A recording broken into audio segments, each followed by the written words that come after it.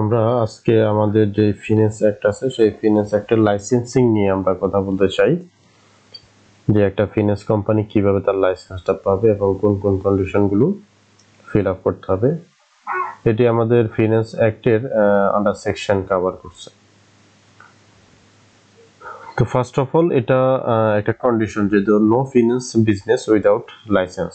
Normally বাংলাদেশে a company cannot operate in Bangladesh as a finance company. বাংলাদেশে কোনো finance company operate করতে পারবে না উইদাউট এ লাইসেন্স, একটি লাইসেন্স ছাড়া, এবং সেই লাইসেন্সটা কার কাছ থেকে পাবে? From Bangladesh bank. তাহলে লাইসেন্সিং এর ক্ষেত্রে প্রথম কথা হলো যে বাংলাদেশ ব্যাংকে কোন একটি কোম্পানি যদি বাংলাদেশে যদি কোন একটা কোম্পানি ফিন্যান্স কোম্পানি হিসেবে আসতে চায় তাহলে তাকে অবশ্যই বাংলাদেশ ব্যাংকের কাছ থেকে লাইসেন্স নিতে হবে। এখন তাহলে সেই লাইসেন্সের অ্যাপ্লিকেশন প্রসেসটা কি হবে?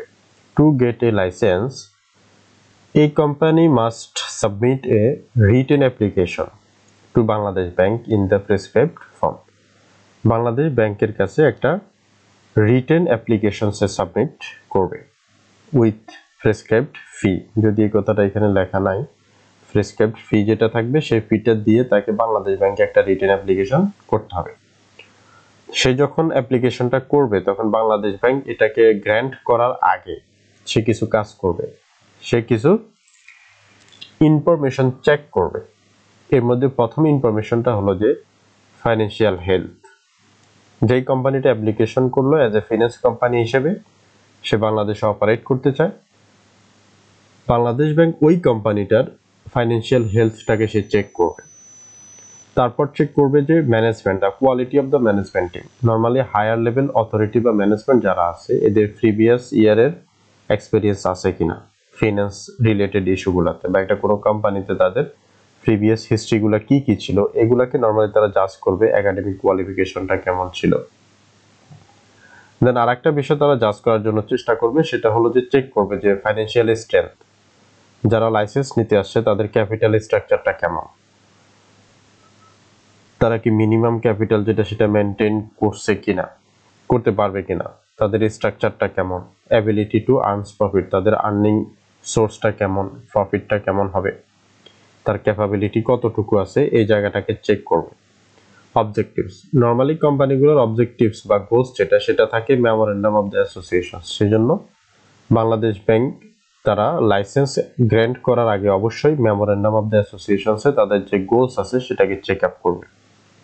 দেন পাবলিক ইন্টারেস্ট, এবং অবশ্যই এই কোম্পানির অপারেশনটা not against the public interest, public ইন্টারেস্টের এগেনস্টে হওয়ার কোনো সুযোগ নেই, তাকে অবশ্যই public interest best, public interest যেটা পাবলিক বেস্ট ইন্টারেস্ট এটা এনশিওর করতেই হবে। এই জন্য বাংলাদেশ ব্যাংক এই জায়গাটাকে খুব এফোর্ট দিয়ে চেক করবে। দেন হলো লাইসেন্স কন্ডিশন। এখন লাইসেন্স দেওয়ার ক্ষেত্রে যেই স্পেসিফিক কন্ডিশনগুলো থাকে এগুলো নর্মালি ডিটারমাইন করে বাংলাদেশ ব্যাংক। আর বাংলাদেশ ব্যাংক যদি কখনো প্রয়োজন মনে করে ব্যাংক বিজনেসের স্বার্থে তখন সেই ইচ্ছেগুলো সেগুলোকে চেঞ্জ করতে পারে, অ্যাড করতে পারে অথবা রিমুভ করতে পারে।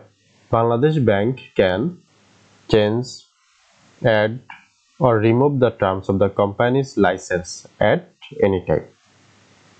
তাহলে আমরা এখান থেকে বুঝলাম যে লাইসেন্সের যে কন্ডিশনগুলো আছে এগুলো নরমালি সেট করবে বাংলাদেশ ব্যাংক। আবার time to time Bangladesh bank যদি ফিল করে যে এটা ইম্পর্টেন্ট অথবা পাবলিক ইন্টারেস্টের জন্য দরকার তাহলে তারা অথবা বিজনেসের পজিটিভ ইস্যুতে প্রয়োজন, দেন তারা এই স্পেসিফিক কন্ডিশনগুলোকে লাইসেন্সের ক্ষেত্রে চেঞ্জও করতে পারে, অ্যাড করতে পারে অথবা রিমুভও করতে পারে কন্ডিশনগুলোকে। এখানে একটা রেস্ট্রিকশনের ইস্যু আছে যে ফিন্যান্স নামটা নরমালি কে ইউজ করতে পারবে। Use of finance in company name only licensed finance companies, যে কোম্পানিকে ফিন্যান্স কোম্পানি হিসেবে লাইসেন্স দেওয়া হলো শুধুমাত্র সে ইউজ করতে পারবে। এর বাহিরে ওই ফিন্যান্স কোম্পানির যদি কোনো সাবসিডিয়ারি অফ কোম্পানিজ থাকে, ওই ফিন্যান্স কোম্পানির যদি কোনো সাবসিডিয়ারি কোম্পানি থাকে তাহলে সেই সাবসিডিয়ারি কোম্পানি ফিন্যান্স নামটা ইউজ করতে পারবে না। আর একটা, যদি ওই ফিন্যান্স কোম্পানির ইন্টারেস্টটাকে প্রটেক্ট করার জন্য কোনো ধরনের অর্গানাইজেশন ক্রিয়েট করা হয় তাহলে ওই অর্গানাইজেশনটা ওই ফিন্যান্স নামটা ইউজ করতে পারবে না। তো এই জন্য এই দুইটা যেহেতু এক্সেপশন আছে, আমরা এই দুইটাকে মাথায় রাখবো যে একটা প্যারেন্ট যে ফিন্যান্স কোম্পানি তার যদি কোনো সাবসিডিয়ারি কোম্পানি থাকে অর পাবলিক ইন্টারেস্টটাকে প্রটেক্ট করার জন্য ওই কোম্পানির পাবলিক ইন্টারেস্টটাকে প্রটেক্ট করার জন্য কোনো ধরনের অর্গানাইজেশন ক্রিয়েট করা হয়, তাহলে ওই অর্গানাইজেশনও ফিনান্স নামটি ইউজ করতে পারবে না।